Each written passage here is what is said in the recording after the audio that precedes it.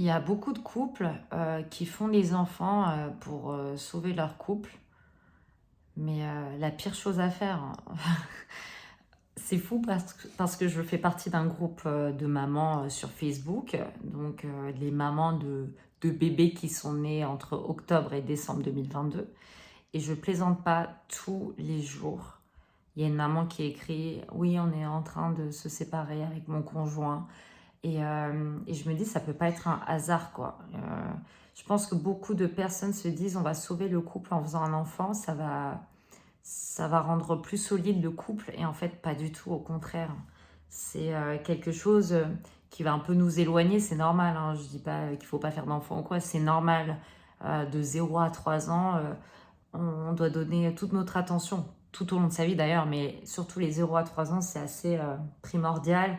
Et c'est assez difficile, hein, on va pas se mentir, c'est jamais tout rose. Le bébé, voilà, la première année, son seul moyen de communication, c'est les pleurs. Donc quand un bébé pleure, on se trouve un peu dépourvu de tout moyen. On se dit, mais qu'est-ce qu'il faut que je fasse? Pourquoi il pleure? Il a faim, il a envie de jouer. Est-ce qu'il a mal au ventre? Est-ce qu'il a mal aux dents?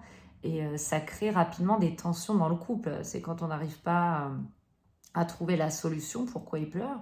Euh, Tout de suite, ah, mais t'as mal fait ça, ah, tout de suite, voilà, on commence à s'énerver assez rapidement, surtout quand on dort pas. Voilà, typiquement, ça fait 1 an que je fais pas de nuit complète, mais c'est comme ça. Là, vous l'entendez d'ailleurs, c'est comme ça. Je me dis, bon, c'est une phase, ça, c'est temporaire. Et moi, il y a des moments où, pareil, je craque, je pleure avec lui, je sais pas ce qui se passe, je sais pas pourquoi il pleure. Ça se trouve, il a juste, voilà, il est juste mal installé sur son siège auto, il a pleuré tout le long du trajet. Je pouvais pas intervenir, j'étais en train de conduire, mais imaginez sa frustration et la mienne. Le fait de pas pouvoir aider son enfant, enfin, c'est horrible. Et, euh, et du coup, ça crée forcément des tensions dans le couple, le fait de pas avoir dormi, on est un peu plus tendu. Dès qu'on a voilà, quand on a la chance, voilà, d'avoir papy, mamie, ne serait-ce que, voilà, s'ils peuvent prendre de l'enfant juste l'après-midi et nous faire un tour, se balader, franchement, tout de suite, on voit que les tensions ne sont plus, enfin, elles ont disparu.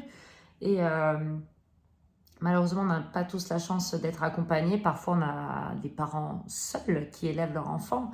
Là, j'ai un respect de base déjà pour tous les parents, mais encore plus pour les parents solo. Et ne faites pas d'enfants pour sauver votre couple. C'est vraiment la pire idée qu'il puisse avoir. Je me dis, si vous trouvez à peu près l'équilibre en étant en couple, il va y avoir forcément à un moment donné un déséquilibre avec l'arrivée de l'enfant. On fait surtout pas ça pour sauver le couple.